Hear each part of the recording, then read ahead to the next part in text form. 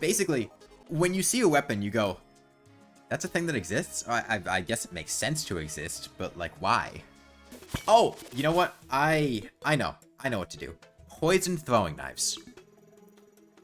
Poison throwing knives. The problem is, if they come from something common, like if they're a Dukefish on drop that's just a bit underwhelming, then that's really not a very forgettable weapon. Whereas something like the Sleepy Octopod, nobody does the tier 2 old ones, army. What is the Ogre drop? Okay, off of memory right now, tell me what the Ogre drops. Yeah, the Tome of Wisdom, and the other things. He also drops the Phantom Phoenix, which is a bow, and the Sleepy Octopod, and hell, he might drop a fourth thing. Honestly, I don't know. Ghastly glaive? Yeah, what the fuck's the Ghastly glaive? What is that? It's kind of the fatal flaw there. Okay, that is... Cleverfish it is. Okay. So. This is pretty good. So, the purpose here isn't necessarily to use weapons that are inherently bad. It's to use weapons that are more so forgettable or outclassed. And, honestly, the purple Cleverfish is doing a lot better than I would have expected. Like, it just... What? What? What a pathetic corruption. What a pathetic corruption. What is this? Why? Why even exist? That's a poison throwing knife. Because, like, you have, like, the wood handle that you hold it from, and then you have the blade, and then at the top of it, it's poison. It's green. I think you might unironically purple Cleverfish as a weapon. It's surprisingly good. Like, keep in mind we're in Master Mode. But we got this thing, like, day 2, day 3. Granted, the first line we cast in the corruption bought it. But, like, you could get this thing really fast. The poison throwing knives, too, they take corrupt powder and not stingers, which I had originally thought. And, like, they... If it was easier to get throwing knives, I think they'd be a bit better, but with poison being buffed in 1.4.4, to deal 6 DPS instead of 2 DPS, they're actually pretty solid. Why is the Thunder Zapper worse than the poison throwing knives?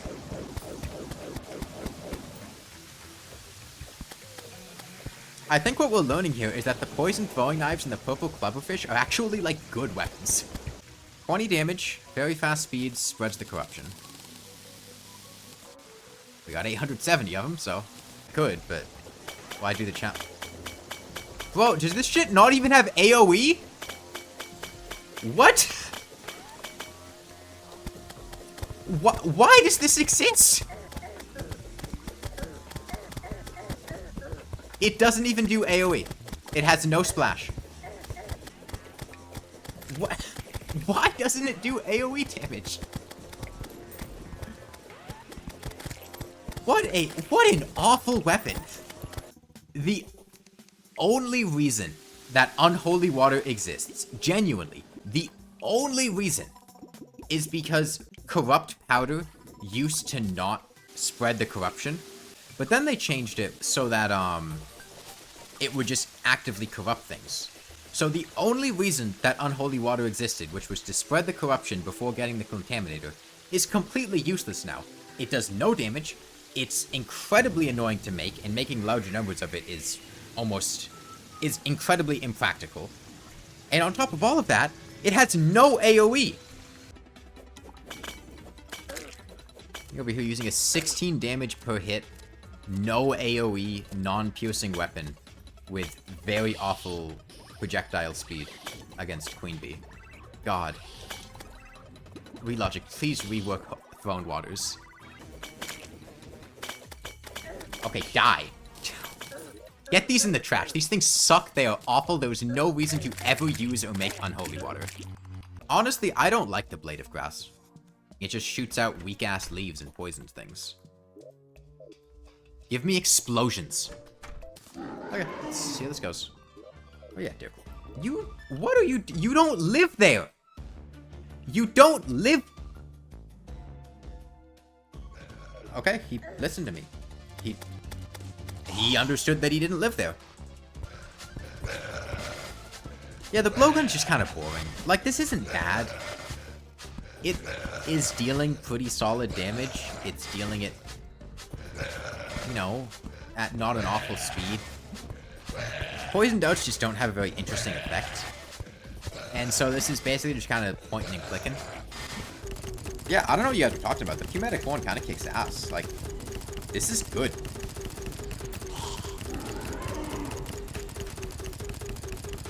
This is probably the best weapon that Deerclops drops. Sure, it's not super consistent, and the aiming's a little bit odd, but...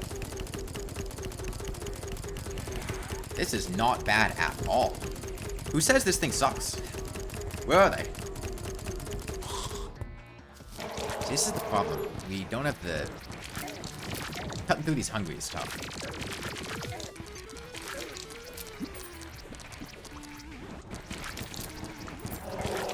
Because our damage is completely stagnant here. In those thin areas. Keep walking into the Flowers of Fire, please. 516, 470, 424, 258, 64, 14, got him. My bow is better than yours. My bow is better than yours.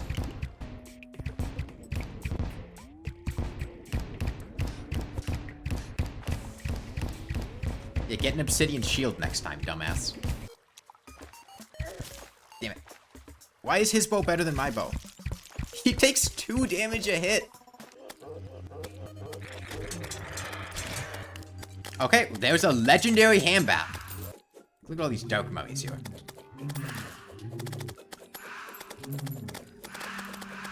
So the hambat is roughly equivalent to a titanium sword. We go from 87 damage up to 92, which is really basically nothing. Because remember, this also gives you a damage buff inherently. So this gives like maybe like 2 or 3 points of damage for the food buff. It's really very minor. It also gives you a buff which increases your HP regeneration after killing an enemy. There's really a lot of very niche things put into a weapon that is incredibly obscure that basically nobody would ever get, and even if you got it, you would basically never use. I just think that it gets an unnecessary amount of hatred. This is the main reason I made a video on it. Honestly, Flower of Fire's alright. Nah, I don't think the orange Zappaneer is very forgettable. It's a super unique and memey weapon. It's just rare. Ooh. It's a bit awkward. Can I hit him on the way down? Okay, I can hit him on the way down.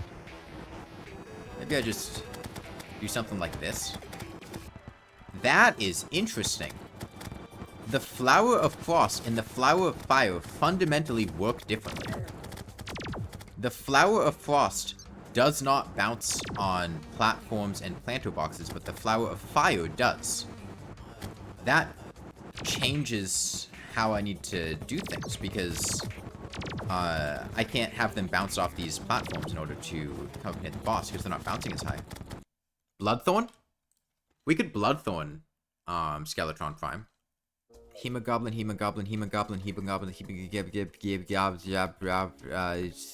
Sonar Potion. Coral, Waterleaf, have Waterleaf, need Coral, Ocean, need go Ocean, Pylon, have Ocean. I'm just gonna aim for face. And I think we can kill him by the end of the night at the rate we're dealing damage, if we just purely go for head damage. I was hoping the AoE would let us get the hands, but that's just not working out. Yeah, I mean, this is a cool weapon, it just sucks. Alright, finish him off with a hambat. Get over here. I think the main problem with the Old One's army is just the stat inflation on higher difficulties. You're forced to either have super optimal builds or use the Hoik Cheese. Okay, we got the Ghastly glaive. I don't know what this thing does. I mean, this is... okay, I guess. I'm not using melee armor, so I'm not really getting good buffs on it. It feels like cheating using a bow. No matter what it is, a bow is inherently a good weapon because you can just use whatever arrows you want and you can stay a distance away from things. And it's not like I have to use bad weapons, but like comparing the jankiness of trying to angle shots with the Flower of Fire or the Bloodthorn's annoying things, or having to be super close up with the Ghastly glaive, and then just going to, I can shoot things with a bow, is such a stark contrast. Okay, so its swing animation is it, like, swings around you twice and then has a very small AoE shockwave in front of it, it looks like. Destroyer? I could just make false squire set. I don't know. What does this thing do? Set bonus on this? Ballista pierces more targets and panics when you take damage. Okay, let's get a ballista. Oh, it also doesn't hit downward at all in that explosion.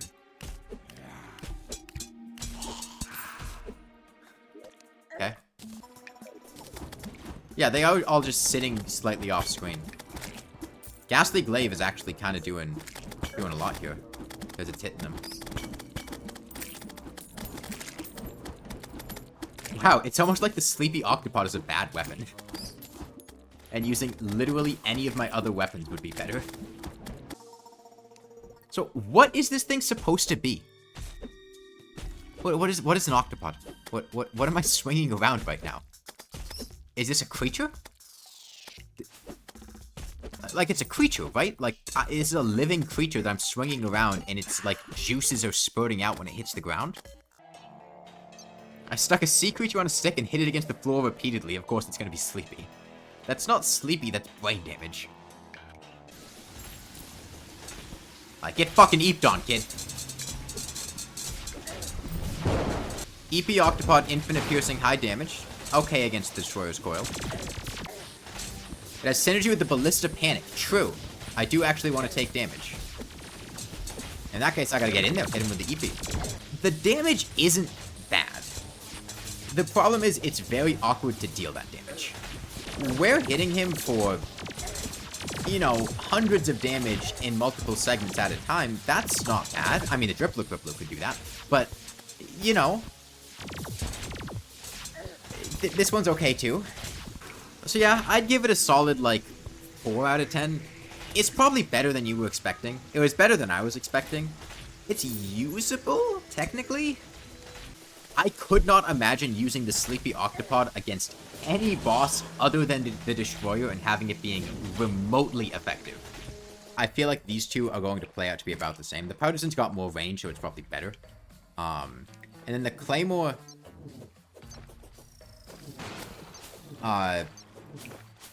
doesn't go through blocks, so it kind of sucks. The Glorified Partisan's pretty good. By virtue of the fact that it has a projectile that goes through blocks and goes a solid distance away, and it's also craftable with very easy to obtain materials, I could definitely see this being something that could be helpful to make when playing the game, just because you can attack things through blocks. It's like a death sickle, but not a rare drop from a rare event. Okay, I can effectively deal with nailheads with my Chlorophyte Partisan. That's pretty cool. So, pretty good crowd control. Bad single target. Could be good for the moons. We do plan on doing the moons, and this seemed like it would take care of the crowds and the moons pretty well. The Toxic Flask has an extremely weird visual effect with these spikes, by the way. I don't know if you've noticed. Look at the spikes with the Toxic Flask effect on top of them. They turn, like, completely square. What is that? What the hell? Oh, he was repeatedly trying to get petrified, but because he was in front of a piece of furniture, he couldn't get petrified, so he had this weird trailing effect behind him. That's weird. Sure. Oh, Golem also doesn't fall from above if there's a block right there. That's interesting. Normally Golem falls from above, but I guess because the game calculates the ceiling as being directly on top of him, he doesn't fall, he just immediately spawns there. I mean, this is a, what, 100-something damage weapon that's hitting multiple times a second? Like, this is not bad damage, but it's not a Razor Pine. It's not a bubble gun. Huh. Huh. I don't think there's really any way to make Ice Queen not miserable if you're using bad weapons. Whereas, okay, there's a Christmas tree sword, so we're done with Frostmoon. You want to get an Elf Melter too? I'm not doing Frostmoon again. Frostmoon is like ripping teeth out. There's actually an Elf Melter down there anyway, so we have it.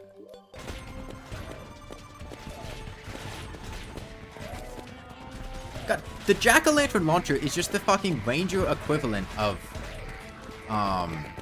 the flower of fire. Now we can check how much damage this does.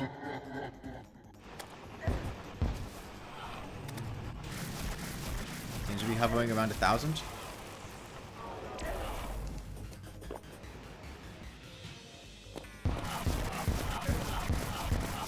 Which is quite a lot less than the jack-o'-lantern launcher.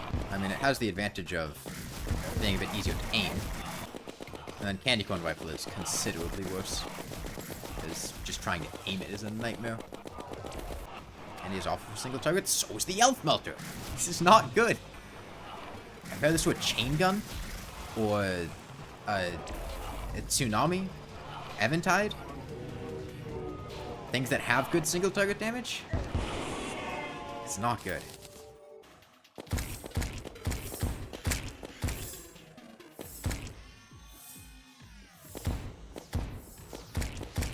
Thankfully, the one thing we have is decent crowd control. Man, that one flow invader died. I didn't see him. He can't get out. He's stuck.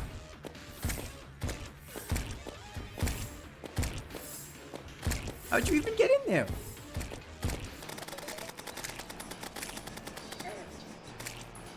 Yeah, I can't kill these things. On a dummy, you deal 3,500 with the elf melter. Okay, well, I'm not dealing 3,500 with the elf melter. I don't know what your build is, but that's not applicable here. That DPS is not happening. Yeah, you had mentioned before judging weapons based on their performance in Master Mode.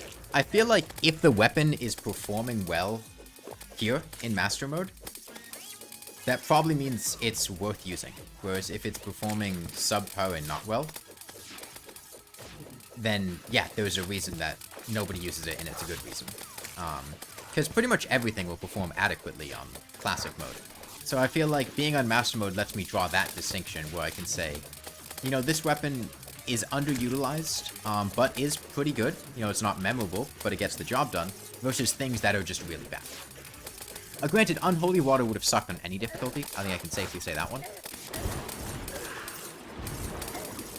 Enemies are spawning inside of a block here. But they also can't mature to queens unless there's sufficient space, so... Oh, we're done. Okay, let me go home. There's slime rain? I didn't even know slime rains could happen during the pillars. Huh. Fuck. When... God,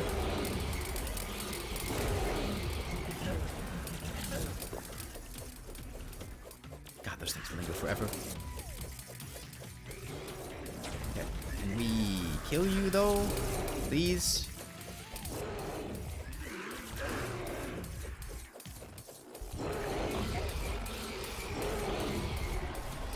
Oh, are they in sync? That's pretty cool if they are. Yo, I accidentally synchronized them. That's cool. Those things are, like, perfectly in sync, too. It's difficult doing that when you try to. It just feels very fine. That is as far as I would put it. It's not bad. It's doing things adequately. It was fine for the pillars. It's not good, though. The takeaway is that the purple clubberfish, the pumatic horn, the chlorophyte partisan, kind of the Christmas tree sword, but not really. It was... I wouldn't call it good, but it was acceptable. Problem is you gotta compete with the Terror Blade. And, was there another one? Honestly, kind of the Flower of Fire and Flower of Frost are pretty good weapons. They're things that I would consider using. Everything else that I used, pretty bad.